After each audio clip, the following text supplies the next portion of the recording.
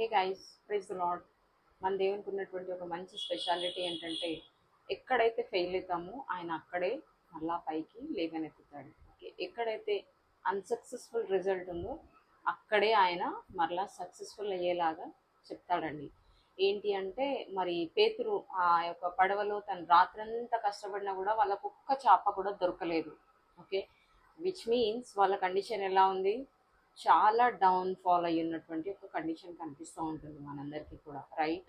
So ఒక failure scenario వాళ్ళకి hit అయింది. ఓకే, ఆ పడవలో వెళ్తున్నారు, అదే సముద్రంలో ఏ ప్లేస్లో అయితే వాళ్ళు వలలు వేశారో అక్కడ వాళ్ళకి ఏది రాలేదండి. సో మొత్తం ఎక్కడైతే వాళ్ళు జీరో అయిపోయి ఉన్నారో అక్కడే దేవుడు కార్యం చేశాడు. ఏంటి? ఆ వలను మరలా వెయ్యి సైడ్ అన్నప్పుడు వాళ్ళు వల వేసినప్పుడు ఏమైందండి?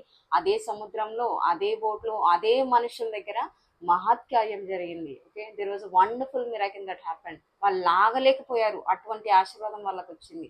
సో దేవుడు, నువ్వు ఏ పరిస్థితిలో ఉన్నావో, ఏ సిచ్యువేషన్లో ఉన్నావో, ఏ సమస్యలలో ఇరుకొని పోయి ఉన్నావో, ఏ ఆఫీస్లో అయితే అవుతుందో, ఏ కుటుంబంలో అయితే నీకు రిజెక్షన్స్ వస్తున్నాయో అక్కడే దేవుడు నేను మరలా ఘనపరచబోతున్నాడు. Just wait on the lord.